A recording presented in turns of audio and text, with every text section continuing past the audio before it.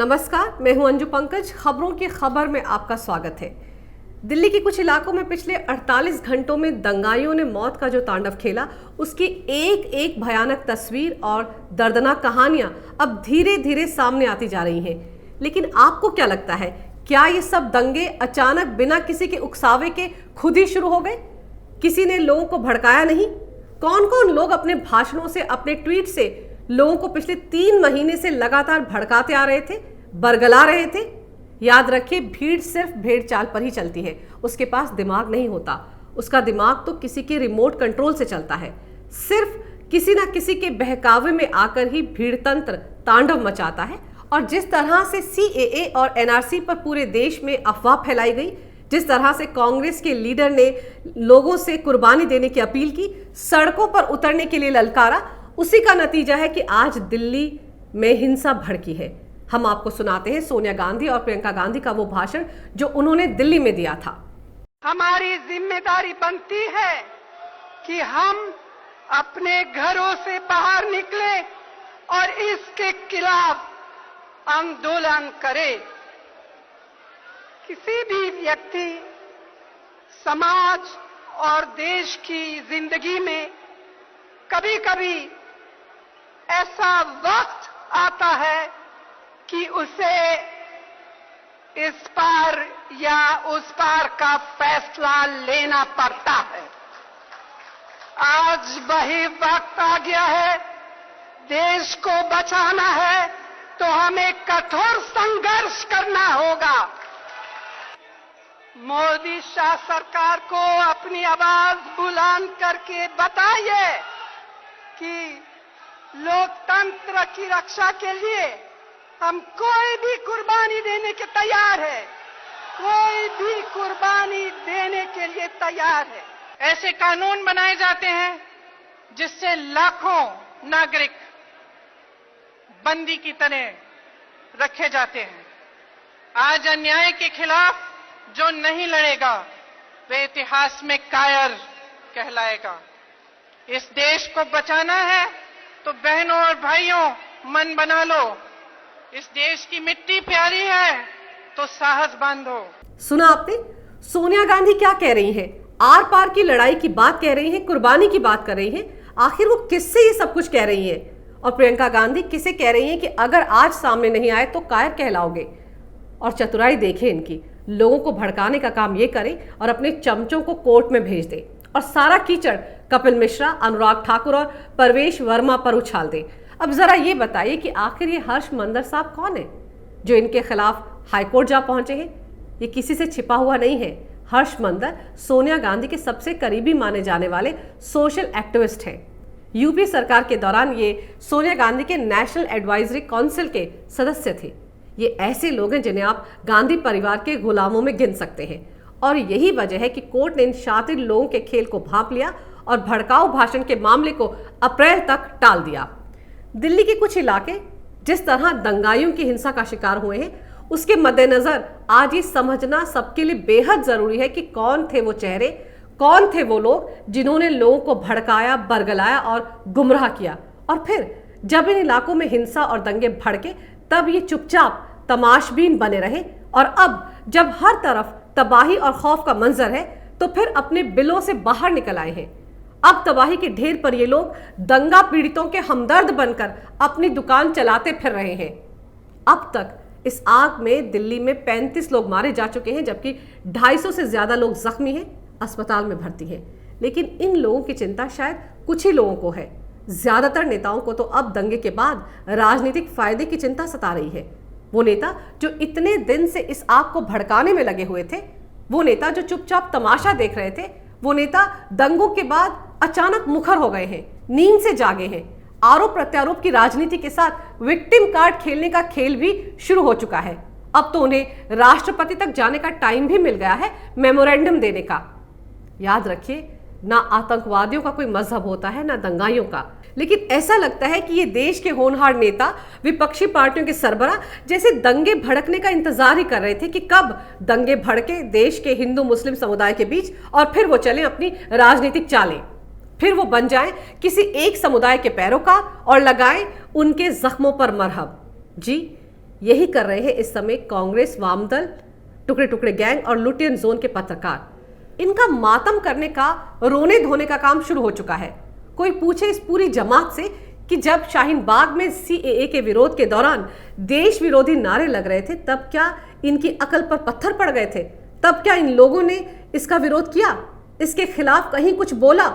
तब तो आप सब ने इनका मौन समर्थन ही किया था और कुछ लोगों ने इन लोगों को भड़काने में कोई कसर भी नहीं छोड़ी।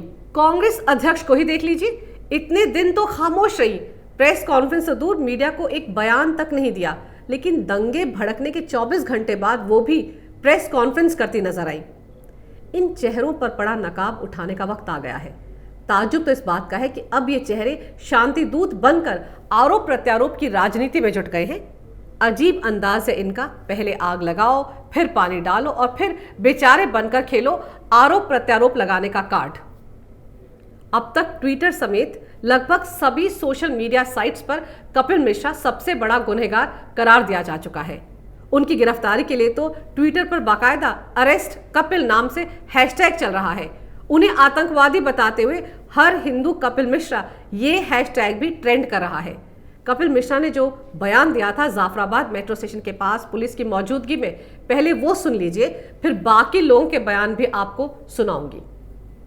दिल्ली में आग लगी रहे, ये यही चाहते हैं, इसीलिए इन्होंने रास्ते बंद किए, इसीलिए दंगे जैसा माहौल बना रहे हैं। हमारी तरफ से एक भी पत्थर नहीं चलाए। सीसीपी साहब हमारे सामने खड़े हैं। मैं आप सबके बिहाफ पे ये बात कह रहा हूँ, ट्रंप के जाने तक तो हम शांति से जा रहे हैं, लेकिन उसके बाद हम आपकी भी नहीं सुनेंगे अगर रास्ते खाली नहीं हुए तो। ठीक है, आज जब तक रास्ता खाली करवा रहे हैं,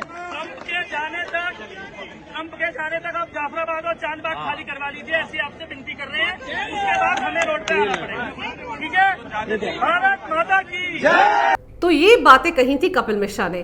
क्या कहा था? यही कि दूसरा शाहीन बाग नहीं बनने देंगे और अगर पुलिस ने ये खाली नहीं करवाया तो फिर वो लोग सड़क पर उतरेंगे। अब अगर कपिल मिश्रा का ये बयान भड़काऊ है और दंगा भड़काने वाला है, तो फिर आपके विधायक अमानतुल्लाह के इस बयान को आप क्या कहेंगे? शाहीन बाग को बसाने वाले अमानतुल्लाह ने भीड़ के सामने क्या बयान दिया था, पहले वो सुन लीजिए। तो अल्लाह की है सब कुछ, और अल्लाह ने फैसला कर लिया है कि इन जालिमों का पतन होगा, ये खत्म होंगे। इनके जो जुल्म किए हैं, इन जुल्म का खात्मा इंशाअल्लाह ओखला से होगा, जामिया से होगा। हम जरिया बनेंगे इंशाअल्लाह, कहीं ना कहीं से शुरुआत होती है। क्या कह रहा था अमानतुल्लाह? जालिमों के खात्मे का वक्त आ गया है, शरिया लागू होने की शुरुआत हो रही है। जालिम या काफिर कौन होते हैं? किनके खात्मे की बात कर रहा था अमानतुल्लाह? क्या ये भाषण भड़काऊ नहीं है? शाहीन बाग में बैठे लोगों के बीच इस तरह का भाषण देना क्या भाईचारे का सबूत है? इसी भाषण के बाद केजरीवाल ने बतौर इनाम पार्टी का टिकट थमा दिया था अमानतुल्लाह को।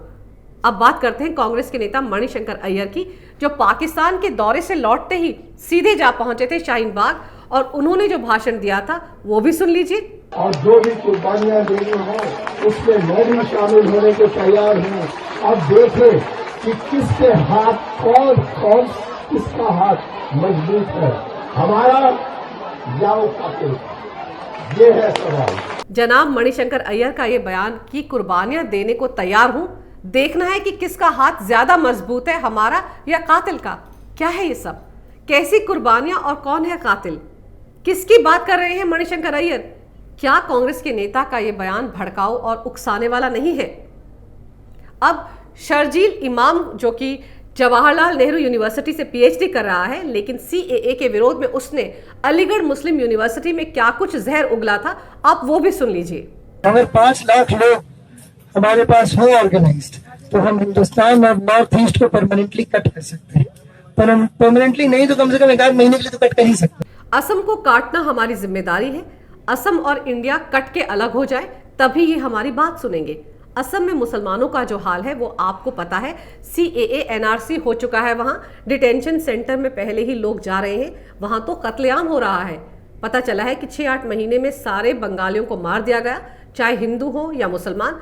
अगर हमें असम की मदद करनी है तो असम का रास्ता बंद करना होगा। फौज के लिए बंद कर सकते हैं, क्योंकि चिकन नेक मुसलमानों का है, वो जो इलाका है वो मुसलमानों का है। सुना आपने? शर्जील इमाम का ये बयान क्या देश विरोधी नहीं है? लोगों को भड़काने वाला नहीं है। उसने ऐसा ही भाषण 13 दिसंबर को जामिया में भी दिया था। हैदराबाद से सांसद असदुद्दीन ओवैसी की पार्टी MIM के राष्ट्रीय प्रवक्ता वारिस पठान ने हाल ही में कर्नाटक के गुलबर्गा में एक रैली में क्या कुछ कहा था, आप वो भी सुन लीजिए। हमारी जबान की आतिशबाजी का मुकाबला ये नहीं कर सकते, याद रखना मेरी इस बात को। ईंट का जवाब पत्थर से देना सीख लिया है अब हमने, मगर इकट्ठा होकर चलना पड़ेगा। आजादी लेनी पड़ेगी और जो चीज मांगने से नहीं मिलती उसको छीन के लेना पड़ेगा, ये भी याद रखना। अब वक्त आ गया है, हमको बोला माँ बहनों को आगे भेज दिया, कुछ ब्लैंकेट में भेज दिए। अरे भाई, अभी तो सिर्फ शेरनियां बाहर निकली है और तुम्हारे पसीने छूट गए। और समझ लो अगर हम लोग साथ में आ गए तो क्या होगा।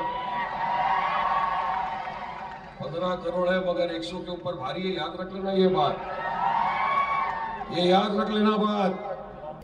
अब वारिस पठान के इस भाषण को आप क्या कहेंगे? 100 करोड़ हिंदुओं पर 15 करोड़ मुस्लिम भारी पड़ेंगे। अगर आजादी दी नहीं जाती तो छीनना पड़ेगा। अब बताइए, क्या ये भाईचारे को दर्शाने वाला बयान है? क्या ये भड़काऊ भाषण नहीं है? सीधे सीधे पठान मुस्लिम समुदाय को भड़का रहा है। असदुद्दीन ओवैसी की खुद की जुबान कितना जहर उगलती है, ये बात किसी से छिपी नहीं है। अकबरुद्दीन ओवैसी ने ही कहा था ना कि 15 मिनट के लिए पुलिस हटा ली जाए तो हैदराबाद से हिंदुओं का सफाया कर दूंगा। खैर, ओवैसी खानदान का तो मिजाज ही ऐसा है, उनके लिए कोई नई बात नहीं है। लेकिन ताज्जुब की बात यह है कि कांग्रेस, वामपंथी दल, टुकड़े टुकड़े गैंग, लुटेन पत्रकार पिछले 3 महीने से CAA का विरोध कर रहे लोगों को भड़काने में ही लगे हुए थे। और अब जब इनके मुस्लिम लोगों को उकसाने भड़काने के मंसूबे कामयाब हो गए तो अब ये सब घड़ियाली आंसू बहाने पहुंच गए हैं। सच्ची बात यह है कि शाहीन बाग में जो तमाशा हो रहा है उसे लेकर पूरे देश में गुस्सा है। झूठ और अफवाह की बिना पर देश में अशांति फैलाने का हक किसी को नहीं दिया जा सकता। किसी भी पार्टी, समुदाय या गुट को सरकार से कोई दिक्कत है तो वो कानूनी तरीके से विरोध प्रदर्शन कर सकता है, लेकिन दूसरों को परेशान करने का अधिकार उसे नहीं है। लेकिन जिस तरह से राजनीतिक दलों ने मुसलमानों को गुमराह किया, बरगलाया, उसकी वजह से देश का माहौल बिगड़ गया और हिंसा भड़क उठी।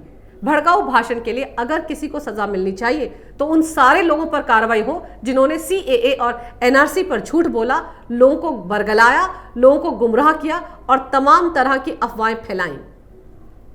अगर आपको मेरा ये वीडियो अच्छा लगे तो कृपया इसे लाइक करें, शेयर करें और हमारे चैनल को सब्सक्राइब करें। देखते रहिए कैपिटल TV। अगर आपको हमारा वीडियो पसंद आया हो तो इसे लाइक करें, हमारे चैनल को सब्सक्राइब करें और हाँ, बेल आइकन दबाना ना भूलें ताकि आप तक हमारे वीडियो की नोटिफिकेशन पहुंचती रहे। आप अपना सुझाव हमें कमेंट बॉक्स में दे सकते हैं। हमारे साथ जुड़ने के लिए शुक्रिया।